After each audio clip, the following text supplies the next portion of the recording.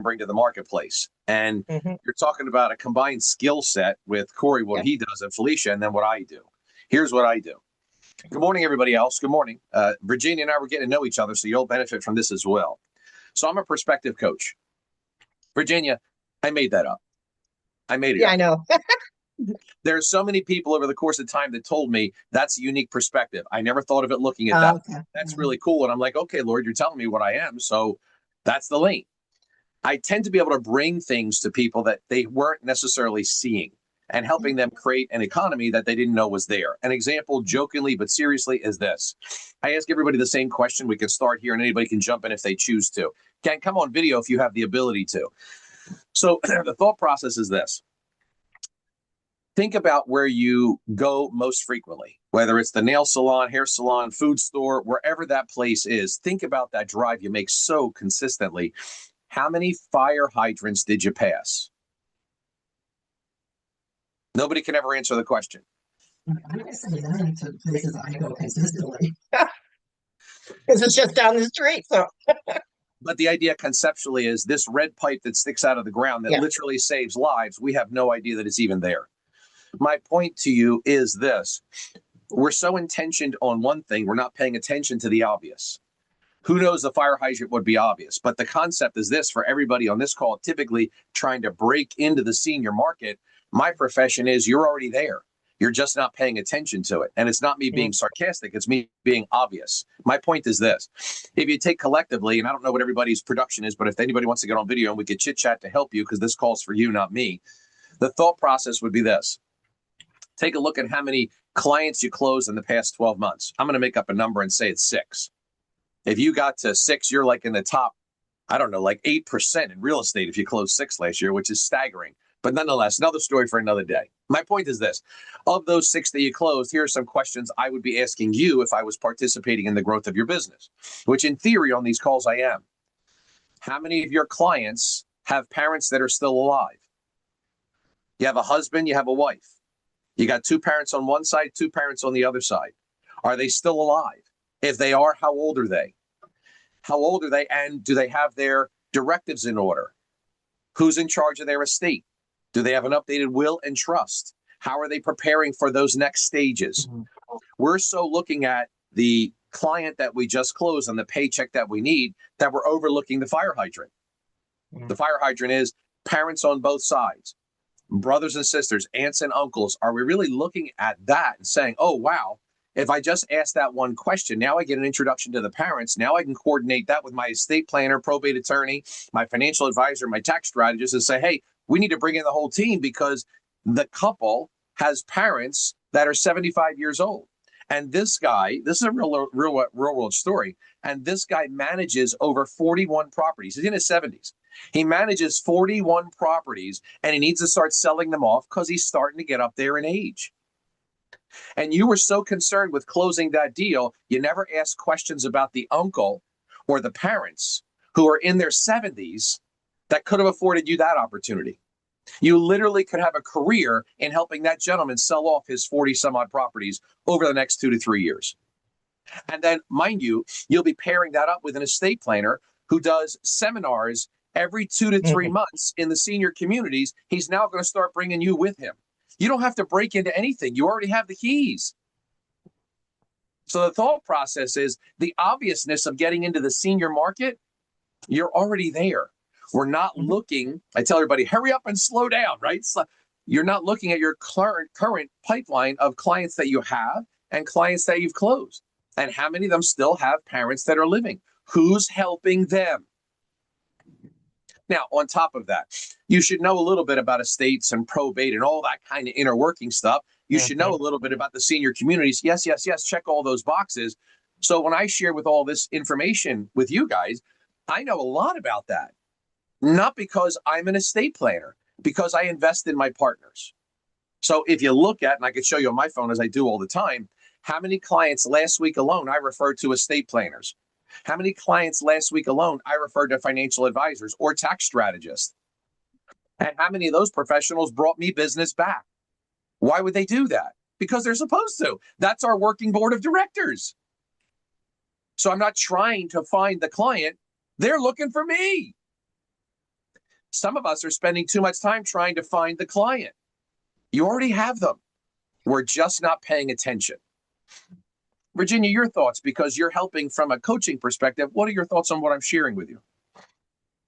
Well, I totally agree. Let me know if my mic isn't working because I'm having trouble. It goes in and Um, out. yeah, I totally agree. And I think that's the whole point of the coaching side of my business is that I do come in with the bigger picture. And in fact, I've got two identities in businesses. So I'm a realtor if I want to do something, but I really do have my own business that's not primary real estate. It's all of these things that, it's really being that facilitator Yeah. to access the resources that they need later in life. So that truly is so I agree. Yeah, that's the approach that I take on. I take on everything. So, gang, I'll give you an example behind me. This is still up. I had this. This call was on Friday. So there are two financial firms that hire me to do coaching, and I coach all their advisors. This is an example of something I taught them on Friday that is very applicable to you. It's funny how these are interwoven amongst industries. Here's the term, here's the challenge, Mhm. here's the thought. And again, my perspective doesn't need to be yours. I don't use the word focus with respect, Virginia. I don't use the word focus because if I were to ask you how many fingers I'm holding up, everybody, including Virginia, would probably say two. You can see that I have two. I just believe we don't have a focus issue. You can see fine. I believe we may be putting our energy into something that isn't returning the energy. So I'm always looking to choreograph those words to use them appropriately to set our mind properly. In other words, in real estate, we hear all this all the time. You've heard me say this before. We got a couple new people on. Prospecting. Prospecting. It's probably one of the worst words we could possibly use from Mhm. my perspective. Mhm. Prospecting is essentially saying this. If you think about what the word prospecting is and does, I'm leaving the environment I'm in to go and look for something I don't have. So you're starting off in lack, scarcity, a foot in the mud. You're already behind the eight ball and you're already telling everybody, I don't have this, so I have to go and prospect. You're looking for something you don't have. In place of prospecting, maybe we cultivate what you already have, which is what I shared with you 3 minutes ago. You already have this. The mere fact of you trying to find something you think you don't have creates this loop, and you can't get out of it. You just keep looking, chasing, and trying to find. When does that ever end? Well, it doesn't if you're in the circle. It just keeps going around and around and around. And I'm saying, hold up, let's slow down for a minute and take inventory. And we start to do a little bit of inventory on the words that we're using and the way that we're saying what it is that we're saying. So, as a perfect example, and this is applicable to you. So please apply this to you. This is for the financial advisors. How many people did you talk to in 1 week? This is me every Monday. I'm here. So from last Monday to this Monday, have you implemented anything you heard last Monday? The answer is no. You're back again. No problem. Remember, not to insult anybody. It took me 7 years to get a 4-year degree. The teachers were teaching. I wasn't listening because my mind wasn't in the place to receive the message. Had nothing to do with them. I wasn't in that place. So if we just keep coming back and hearing it again and again and again, it may at some point in time click and you're like, oh my gosh, that's phenomenal. And you'd be like, Paulie, that what you said today was really good. I'm like, I've been saying that for a year. No, I just heard it today. Remember the joke?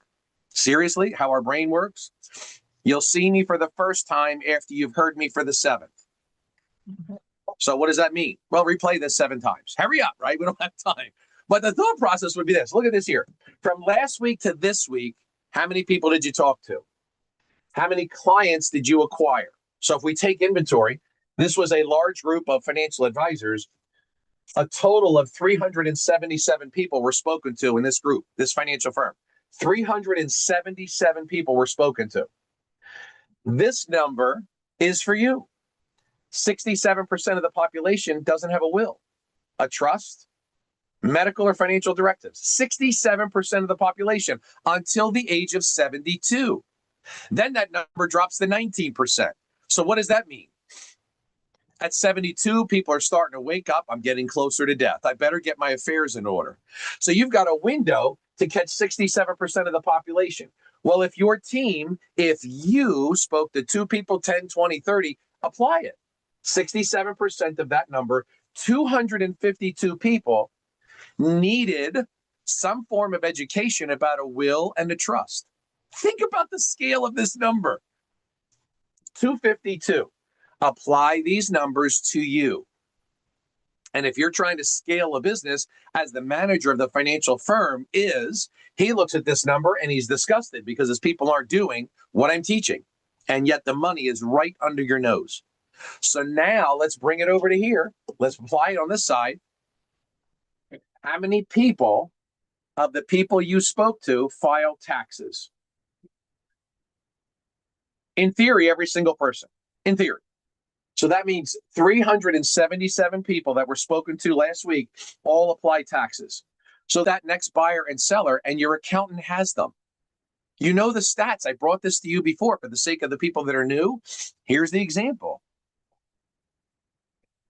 3 people out of every 100, unless you live in Virginia's area, 3 people out of every 100 are going to buy or sell real estate in the next 12 months. That was before the rate drop. 3 people out of every 100 before the rates dropped are going to buy or sell in the next 12 months. How many clients does your accountant have? We don't know because we never asked, because you weren't applying what you're teaching yet. So I'm going to share this with you. The average accountant has 300 clients. So just apply the data. That means he has 9 people this year that are going to buy or sell real estate. Has nothing to do with the senior space. We didn't even get there yet. This is just regular opportunities happening through the book that he has. Why isn't he bringing any of those to you? If you would like him to, you must learn how to articulate your message to him that he will be compelled to do so. But it's that simple. We always start at the 100%ers, accountant and insurance. Let's go to the next one. Homeowners insurance. How many people of the 377 they spoke to, or how many people did you speak to, have some form of renters, home, or automobile insurance? All of them. 100% rule. So the question is, why isn't your homeowner's insurance partner contributing to the growth of your business? Why aren't they bringing you clients and or professionals that have your clients? Why? So the idea is we keep coming back. I'm not here to beat you up, even though it might sound slightly like I am doing that. But the thought process is, how many times do you need to hear the same message before you apply it? I'm no different from you. I already started by saying 7 years to get a 4-year degree. I get it. I also know now at the age of 58 that if I want to accelerate the growth and the comprehension, the stickiness of the message, I need to listen to it more frequently. And the brains, all these specialists say it takes at least 7 times to hear something before it resonates, depending on who you are. So if that's the case, and this message makes sense, then watch it 7 times in a row. It's interesting how I listen to a lot of different speakers, and I'll hear something differently the 3rd or 4th or 5th time I listen to them than when I did it on the first time. Did I grow?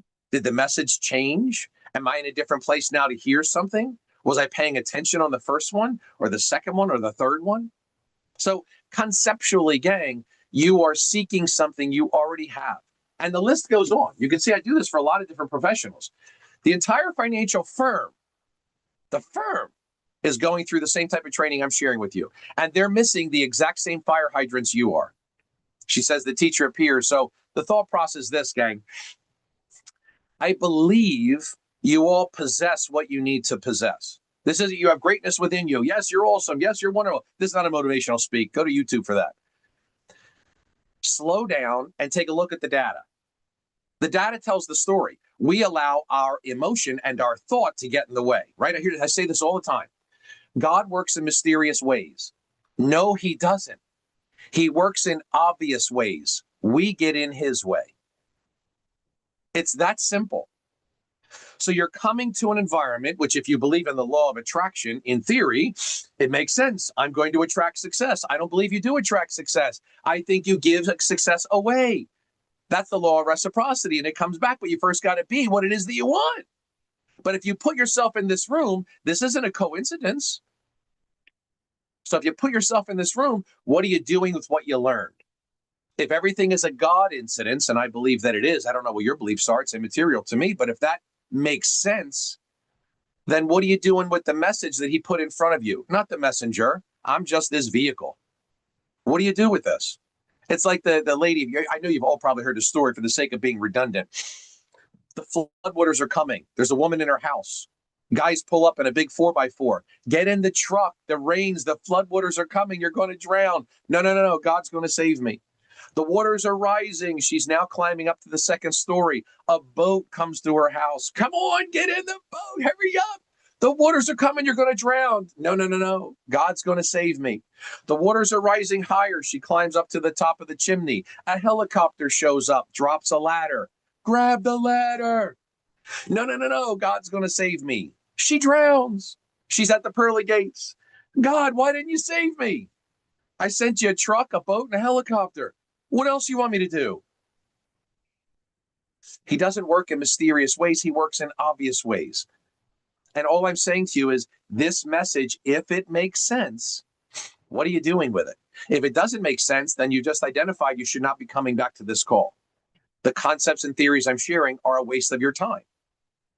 But time and time again, we're making money with this. It's all I've been doing for 20 years. I build my board of directors. I contribute to their life. I contribute to their bank account. I contribute to helping them feed their family. It is a contribution, not value. We get lost in your value proposition. That's a bunch of crap as far as I'm concerned.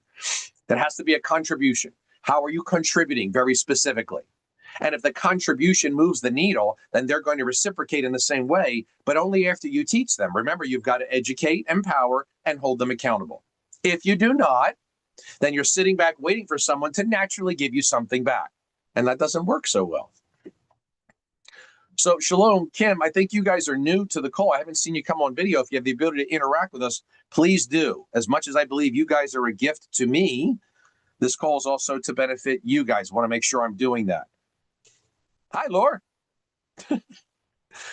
Lori, oddly enough, I just went to California on a business trip, and if that's the Golden Gate Bridge, I actually walked it.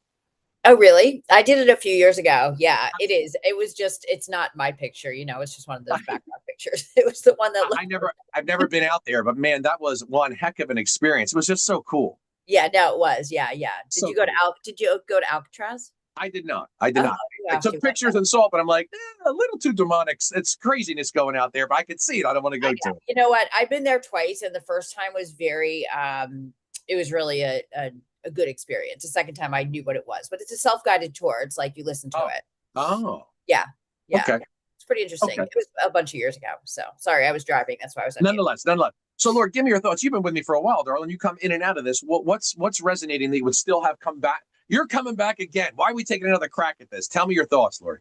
I know it's been a little bit since I jumped on this call. So I just, you know what? I've never really implemented what you speak about as well as I should have. So I'm totally diving into my business this year. And I've been on the same level for the last 5 years. I need to get to the next level. So okay.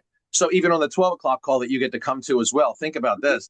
Gang, for the sake of example, a partner of mine in one of my other bods, my board of directors, she has invested 4.5 months and thousands of dollars learning funnels, AI, Meta, the whole 9 yards. We launched our first home buying seminar and had over 25 people show up. I want you to think about that for a second. There's a foot of snow on the ground in Jersey. She's from Jersey, South Jersey. You're from Central North, South Jersey. Over 25 people. We had 102 register. We had tech issues. We had problems with the Zoom call, the link, the whole 9 yards. Outside of that, over 25 people showed up. We've already taken applications. There are already people ready to move forward. So think about this again. Let's think about the idea of, geez, I'm trying to get a buyer and seller. If we're thinking that's small, that's okay, because sometimes that's the first step. If you're looking at that, my question is, if you got in front of 25 people that said, I would like to use your services to buy a home, convince me I should use you, compel me I should use you. Most of us are confident enough to think that if we stood in front of 25 buyers, somebody's going to like us. So now you have the pairing of me doing the presentation, and we get them qualified and approved and then put them on a platter for you. This has gone off, even though all the problems that we had went off so well, because you're talking about 25 people showed up. Now we're talking to 25 people, already scheduled appointments, already got a couple people approved. One session, one session. So we're literally going to take this throughout the United States because we can do it anywhere. She's got this down to a science because when somebody clicks certain keystrokes, searching, home buying, anything like that, they send our ads directly to them. So it is very specific. It is not Facebook ads, Facebook marketing. It's very specific Meta and AI marketing to people that are hitting certain keystrokes. And then it starts to drip on them. And then they end up coming to the session. So now we're going to do this every 3 weeks and just continue to put ourselves in front of professionals and people looking to buy all over the place. And then take into consideration, I wonder how many of those people still have living parents. You're already in the senior space. Like Lori said, and she's been around for a little bit. She just hasn't been applying it as diligently. And here's what ends up happening. And I don't want to speak for anybody, but this has been my experience. We get distracted by a transaction. We're knee deep in a closing. We're going back and forth with home inspections. We're negotiating this. It took up 4 hours of our day. I'm freaking exhausted. Oh my gosh, and now I got to do this. It's almost like the business pulls you away from what you know will grow your business. And then you are 3, 6, 9 months later, still doing the same thing you did 3, 6, 9 months previously. Nothing has really evolved or improved, and you find yourself in the exact same spot. So one of the things I wrote, and I don't expect you to read it here. So I take this every day. I go to the gym in the morning, about 6 o'clock ish or so, and I have my ledger, my logbook, and I'm listening to certain things in my mind. And every day it's like a ledger. I'm writing down objectives, goals, plans, coaching calls, et cetera, et cetera. And the one thing I wrote for myself today was do something that you haven't done before. Do something you have not done before that will yield a result. So what could that be for you? Well, for some of us on the call, it could literally be this, as simple as this. Write down how many closings you had last year. How many of those closings have parents that are still alive? How about you just start there? Don't overwhelm yourself. How about of all of those closings, how many of them had a will? And if you don't know, it's okay, but just plug in the data I just shared with you. Of all of those closings, how many of them probably filed tax returns? Gang, you already have what you need. So the question now is, how do I communicate the message with them? Because I want business. Here's the model. If you want someone's intention, you've got to get their attention. Why is it your accountant setting you up? Your accountant probably does tax returns for 3 estate planning firms. You never even thought to talk to him about that. He has no idea that's what you require. He would happily introduce you to them. Has no clue. How do you get their intention? You've got to get their attention. How do you get their attention? Bring them business. Well, if you literally talk to every single client you close and ask the question I've shared with you for a year, it works 99% of the time. I'll give it to you real quick. You ready? I'll ask Shalom. Hi, Shalom. Hi. I'll ask you. I've never seen you before, but I'm going to ask you this question. I've never paid her. I didn't threaten her. There's no blackmail. I'm just going to ask you the question. Shalom, when was the last time you took your completed tax returns to another accountant for a second opinion? A month ago. What was the result of that? We found things that need to be changed. And you did that for what reason? What sparked you to do that? Our new financial advisor recommended this guy to us. Okay. This is absolutely perfection right here. Shalom, fantastic job. The question is this. Prior to making that second opinion switch, how long was it when you never did that? Oh, 7 years. So prior to the financial advisor nudging you to do that, 7 years had gone by and you had not. So Yep. Everybody think about this. If I spoke to Shalom within those 7 years, she would have said, I haven't done that in 7 years. Okay. So now think about this. I would then say, Shalom, this is nutty.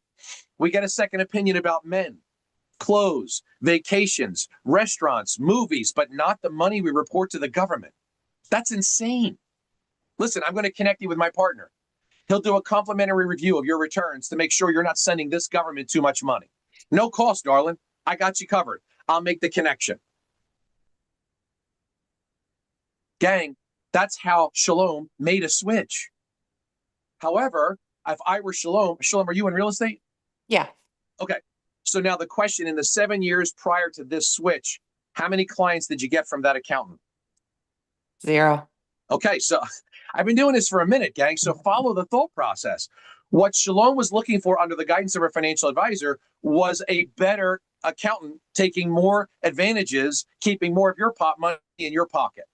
Paul Conti thinks of it differently. It doesn't mean I'm right. Just let this settle in. I'm looking for a partner who's going to contribute to the business so he can get paid to do what he wants to do from the business. His first objective is to contribute to the corporation. I'm the corporation. That's your first objective. When you successfully complete that, then you get to make money doing the thing that you want to do. You can make any decision you want, gang, but I have 4 different accountants and we all reciprocate business to each other. They have your clients. They have your estate planner. They have your divorce attorney. They have your contractor. They have your probate attorney. They got your bankruptcy attorney. They do taxes. They know what everybody does for a living. And yet we're trying real hard to find a buyer or seller. It's too hard. Paul Conti's learned how to cheat. I cheated my way through school and I'm cheating my way through business. Who has my clients? It's tax season. You're looking for someone to file better taxes. I'm looking for someone who's going to contribute to the business. Shalom, what's the average sale price in your area? High 4s, low 5s. Let's say 500, but for the sake of example, that's $15,000. And let's assume you get 80% of that. That would be 12 grand. Mm-hmm. Okay. If my math is half decent, she gets 3% on a $500,000 transaction. That brings in 15 grand. If she gets 80% of that, she gets 12 grand. Help me understand this. One client from your accountant pays for your accountant 10 times over. And yet we're trying to find a buyer or seller. What? It really doesn't make sense to me. One client. Give your accountant a year. 1 year, dude. All I need is one client from you. But you can't beg them. You can't ask for a referral. That's why you don't get them, because we don't like beggars. And he's got 10 other realtors that are doing the same thing. So you must approach him differently. Gang, I say this all the time. If you want someone to react differently towards you, you must act differently towards him. I show you and teach you exactly what to say that has yielded the biggest success rate in creating reciprocal partnerships. If you show up and anything out of your mouth sounds like a realtor, get in line with the other ones. You're not going to get anything. It's a joke. You're a beggar, not a builder. And nobody likes beggars.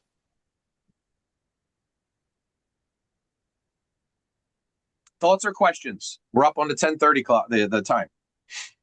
Shalom, why did you come here today? Who told you to come? So, I just decided to dive into the senior space. I'm part of Girls with Grit, and Felicia Saraceno is part of our group, and she spoke at an event last year. Okay.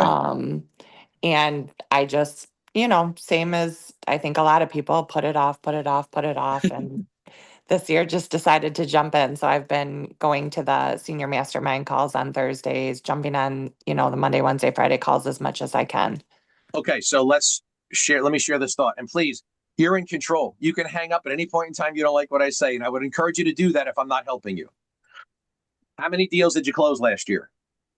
17. God bless you. That's fantastic. Is that a good year, bad year, average? What is that for you? I actually had my best year in real estate last year. Yeah. What did you do that caused that, darling?